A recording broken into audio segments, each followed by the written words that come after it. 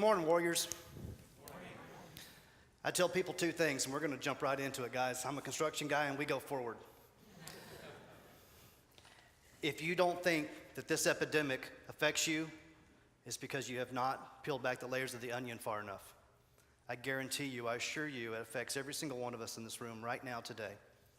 And the other thing I tell people is if you don't think this is a spiritual war, you're in denial. Amen. Hence, we're warriors, yeah? This thing is called to me and Steve Wright for the past 4.5 years or so. I would much rather be in Charleston, Tennessee, building a road or a bridge or doing something other than what we're here to talk about today. I'm sorry that this subject is so dark, but the more I get involved in this subject, the more I find out that, yeah, as dark as it is, there's light on the other side. And we have a great opportunity to bring those from bondage to Christ. Hear this message today. Let's see this next slide. Let's keep going. So that wall is the Vietnam War Memorial. There are over 58,000 names on that wall. That war was fought over 10 years. And we decided as a country that losing over 58,000 people in war over 10 years was unacceptable, yeah? But we're losing more than that in 1 year to addiction, to overdose. 65,000 people in 1 year will lose to overdose.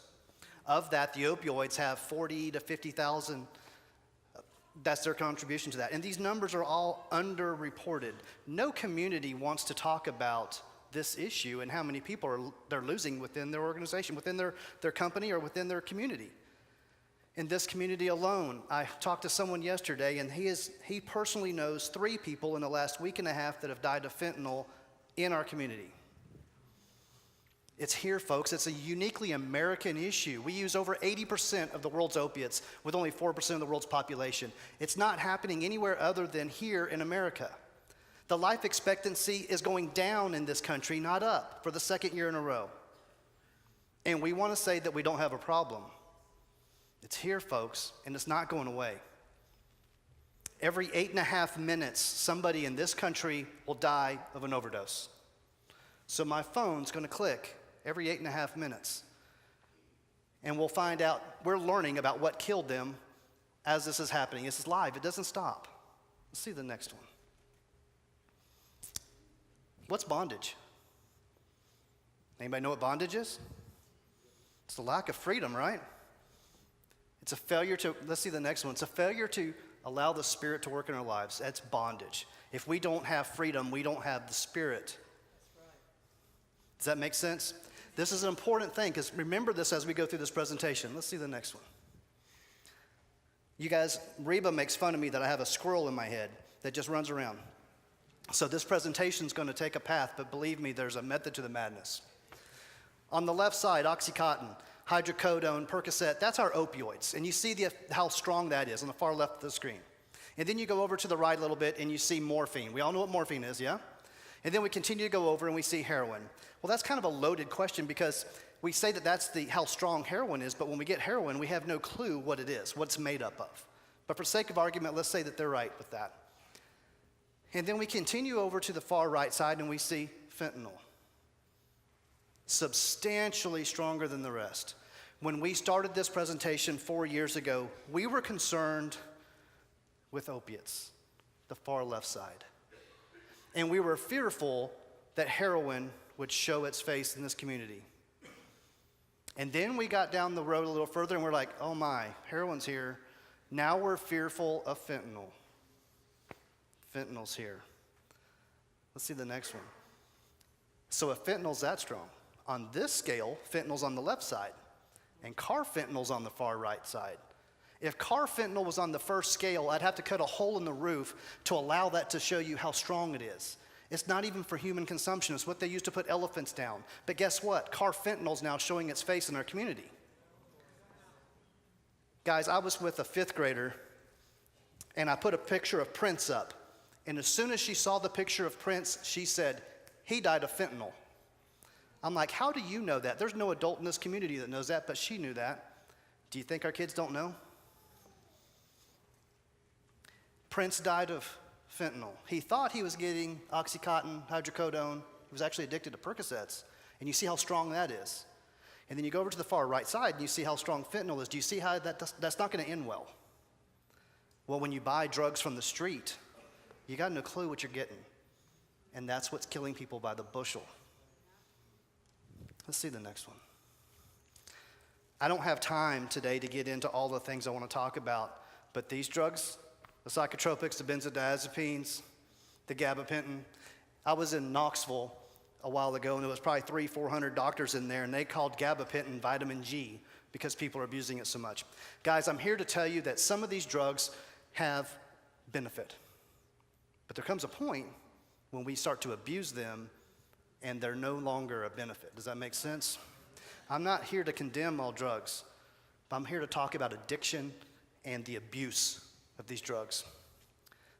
I would welcome an opportunity to talk more in depth about these things. Let's look at the next thing. Quickly, though, our kids are vaping like crazy in schools.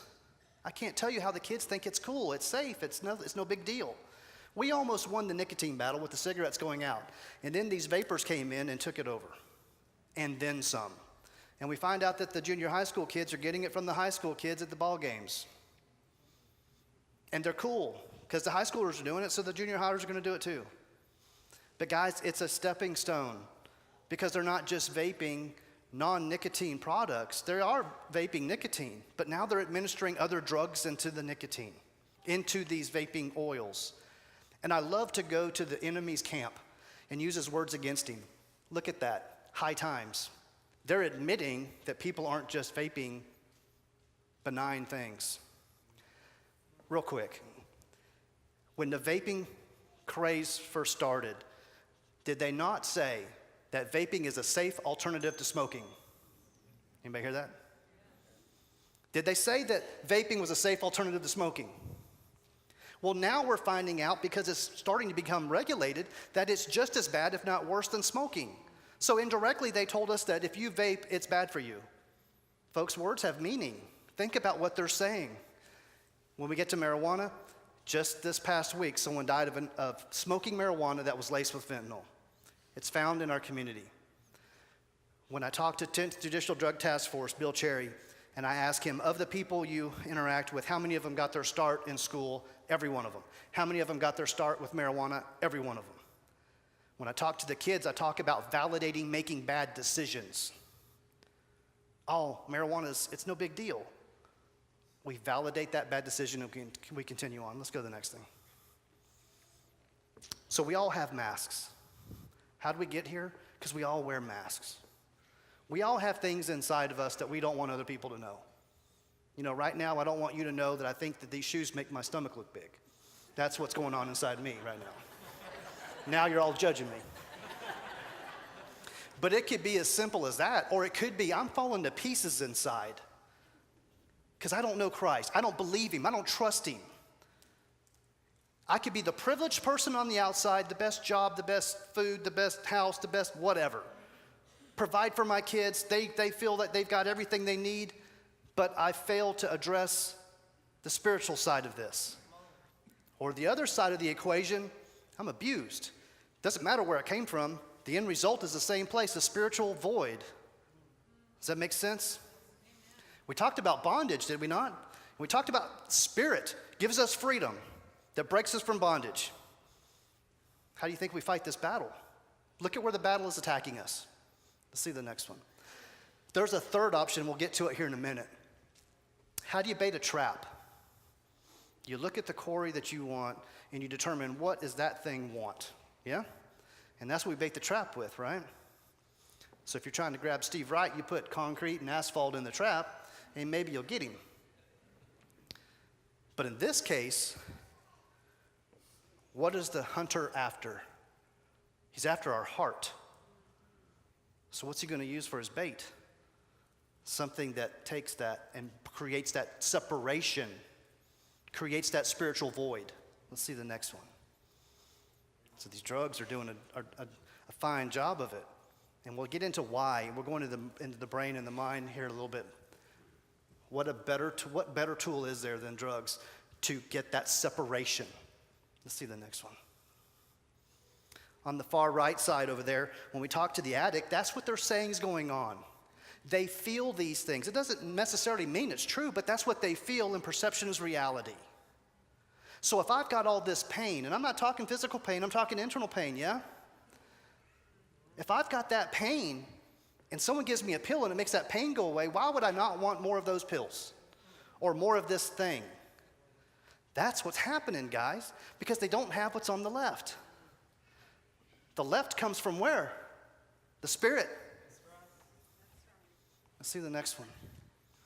So the addict and the suicidal, they don't want to die. They just don't want the pain. It's not about dying.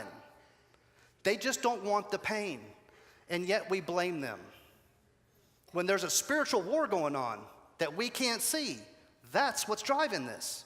And we want to condemn the addict at a time when the church needs to step up and love the person, which is what we're all commanded to do, yeah? We turn away. Let's see the next one. Oh boy. So we're all secure. We're all solid right now. The Spirit's upon us. And collectively as a group, we're solid. Yeah? Everybody feeling pretty strong right now, right? The faith is what gives us, the Spirit's what gives us strength and power. And collectively right now, we're solid. Let's see the next one. But what happens when we get pulled astray? Are we still as solid? Do we still have that support? Do you think that's when the evil one wants to start trying to find out where that crack is? And once that crack presents itself, do you think he just presents a crack and leaves it? Or does he take a sledgehammer and a chisel and beat it? So you're strong in the faith. You're solid. You're not one of those one or two options that I gave you a few minutes ago. You're solid. You're good. But I'm after your soul. I'm trying to separate you from the Spirit. I'm trying to separate you from your power. If I can get you to feel hopeless, if I can get you to feel shame, I'm going to continue to drive that wedge. And then you're going to wake up one day and go, you know, how did this happen to me? I was solid. Does the devil play fair? And we want to condemn the addict. And then he puts his mask on and he's in bondage. That's what's going on, guys. Does this make sense? The squirrel's kind of crazy, so y'all follow. See the next one. Remember number 3? There's a third way. And I learned this indirectly from talking to a doctor at Lee University. And he told me that he was prescribed things and he's solid and it worked and he didn't understand how this could ever happen, blah, blah, blah. Did I just paint a pretty clear picture of how that can happen? I don't care. This thing, this epidemic does not discriminate. Doesn't care what color you are, doesn't care how old you are, doesn't care what your zip code is, doesn't care how much money you make. It does not care. And where would the evil one like to attack us the most? Where we think we're the most strong? In the church. Yeah? All right, let's see the next one. You think that rock broke overnight? No. Steady persistence. Do you think the devil ever gives up? Absolutely not. I've got a young man, I think he's in the audience today, and I talked to him about praying when he feels things and thinks things that he knows are not of God, to call out to God.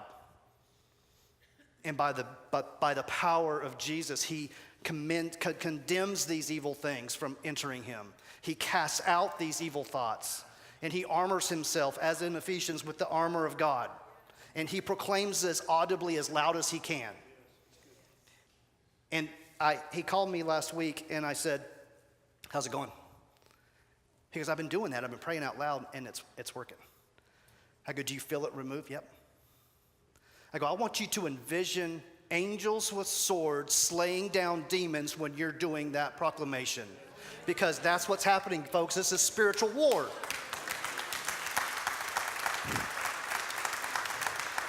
Let's set the next one. All right, let's play a game. I'm hungry. I want you guys to envision the food that gets you. And don't lie to me, y'all all got a food. At Washington Avenue Baptist Church, there was one little 7-year-old guy was the only honest guy in the room. He told me straight up what was up, what he wanted. Oops. So what's your food? I want you to visualize it. I want you to smell it. I want you to try to taste it. I want you to see it right there in front of you. Pastor wants that steak right now. What do you want? Steak. Did you hear that? So what's happening is you don't want that food. What happens is when you eat the food, you get the dopamine, and the dopamine's how we experience pleasure, which is how we survive, which is a primal function. So the body wants dopamine, yeah? And that food's not even in the room right now, but all of y'all's mouths are watering right now. Do you see how strong the allure is for this thing? Let's look at the next one. So if the body naturally can only make enough dopamine that's the size of a strawberry, and y'all are all jonesing for that strawberry right now, what if I could make that steak or that mac and cheese or that whatever make so much dopamine that it would take a basket to contain it all? Which do you want? You want the basket. Am I in a Baptist church or y'all all want the basket, don't you? All right, let's see the next one. So now let's look at the brain as a wiring harness. Every wire in a wiring harness has a certain role, a certain responsibility, yeah? So let's say that this wire is the wire that controls how I experience opiates. And that wire's not damaged. I can take the opiate or not, I'm good either way. If that wire is damaged, and I don't know it's damaged, and I take the opiate, I get that euphoric feeling, that's that dopamine dump. Does that make sense? Maybe the opiate wire is good, but it's the alcohol wire that's damaged. So I can take the opiate either way, I'm good to go. I take a drink of alcohol, I'm Superman. Now let's add to that this internal pain. Does that compound the problem? All right, let's go to the next one. That's the formula for addiction right there. Pain plus drug of choice equals relief. We just talked about it. Y'all just agreed with me. I have pain. I take this thing. That pain goes away. The brain goes, hey, that worked. Next time I have pain, what am I going to do? I'm going to take that thing. Well, that formula works, but I'm building up a debt I can't afford. Let's see the next one. Because what happens is my relief gets shorter, I start having negative consequences, which does what to pain? Increases pain. This is what I call the tornado, because that thing spins faster, faster, faster, shorter, shorter, shorter. And next thing you know, I'm just chasing my tail. And I've got to change my drug of choice to get any relief from the pain, which is why I start taking more or start adding things together. Does that make sense? We're talking about that pain inside here, yeah? So what do we got to do? Let's see the next one. We got to replace drug of choice. We got to put our eyes on the Lord. We got to allow the Spirit to talk to us, to lead us. The very thing that He's trying to take away from us is where we got to go back to. Let's see the next one. All the professionals, they all are into this. MATs, buprenorphine, Suboxone, methadone, all these things. Again, these things can be used for good if properly managed and under tight tolerances. I'm not saying they can't be used, but more times than not, we're supplementing the Percocet, the hydrocodone, the methadone, the heroin with one of these things, and then he switches from that addiction to this addiction. Russell Coffey, love you. That 2 Timothy right there, I got that from Coffee. Looking to secular means to solve a spiritual issue is what that means. I hope I've painted that picture already. Because when we go to these things to solve this spiritual void, are those things helping a spiritual void? Absolutely not. Can they? If properly managed, yes. More times than not, though, they are not. The young man that I told you about that I was just talking to last week was strung out on methadone for 5+ years, which was a stronger drug than the drug he was addicted to begin with, and much, much harder to get off of. Let's see the next one. Wow, this is powerful. So the left side's normal brain activity in a healthy brain. Normal activity in a healthy brain. The middle one is after 10 days. That's after detox. Is the brain healed in 10 days? Is he thinking clearly in 10 days? Look at the left. That's where he's supposed to be. And now he's in the middle. So he's just gone through detox. He thinks, hey, I've got this out of my system. I've beat this. Has he beat it? And we want to know why they relapse. And we want to blame the addict. He doesn't want it. He's not trying. Look at his brain. Now let's go over there to 100 days. Now he maybe done an inpatient for 3 months, and he comes out, and he thinks, I've done detox, I've gone to rehab, I'm good. Is his brain healed? That's why we say it takes at least a year to get the fog lifted from the brain. And we wonder why people fail. And we want to condemn the addict. Has anybody ever going inside trying to get the spiritual demons off this guy? Or are we just trying to drug him and trying to say, buck up? I think that's as powerful slide as I've got today. Let's see the next one. So guys, it's about heart. The heart's where the spirit dwells, yeah? We've got to get the heart. We've got to get the spirit in the heart. We've got to get this person to submit to the Lord, to accept the Lord, so the Spirit can start ministering to him and start giving him that information, that direction, that strength, that power that he needs. So we can have the mind think clearly. I think we heard that passage this morning. So then we can heal the body. I think it goes in that order. Because when we talk to the addicts all say they don't have peace. Well, the perfect intersection of those three things is peace, yeah? And as a powerful statement as can be made, yet I am always with you, you hold me by my right hand. Does the addict know that? Does he believe it? He may know it, but he doesn't believe it. What an opportunity for the church to step forward and win people to Christ, because that's the only thing that's going to heal them. And when we're losing the volume of people we're losing, it's unacceptable.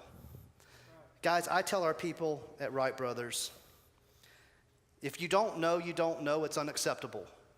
Put whatever you want in that box. But when you know and do nothing, how do you live with yourself? It's bad enough if we don't know. But when we know and do nothing, if I'm successful today, ain't nobody in this room can say they don't know. We all know. When we talk to these young folks, I've got 90 fourth graders sitting in front of me. The first time we talked to the young ones. And it's what our core mission has always been, is to get to the young ones. And I didn't want to do it. When I see the next slide is heroin, and I look at these innocent faces in the crowd, I told the counselor, I looked right at her and said, I don't want to do this. I don't want to talk about this. And every adult in that room looked at me and was like, come on. So I said, all right, who knows about heroin? At least a third of the room raised their hand. Folks, if we think we're taking their innocence away, that's the devil talking, because we didn't take it away. If we don't have that conversation with them, they're going to get it from someone else, and it's not going to be the conversation they need to hear. We have to man up and look out for one another and empower them with strength and knowledge so that doesn't happen again. Talk about the Lord's divine intervention, yeah? Got goosebumps. That's what it's about, guys. It's about information. When we talk to kids, it's about empowering them with information so they can make informed decisions. When we talk to adults, it's the same message. We've got fourth graders running around this town that know what dopamine is. Pretty powerful. They want to hear the truth. They want to know. They want stability. They want adults to be adults and look out for them and care for them and tell them the truth and protect them and give them the skills they need to survive. My challenge to you today is to take this message and multiply it. One last thing. October 27th is a drug take back. We're going to do it in front of Posey's Pawn Shop. of the prescription drugs that are on the market in the field out here, only 4% are coming from a dealer. The rest of them are coming from our medicine cabinets. Folks, I guarantee you there are things in your medicine cabinet you don't know are there. Go to your medicine cabinet, pull that stuff out, bring it to there, get rid of it. If you have to have something, lock it up. That's my message, folks. Thank you. God bless you.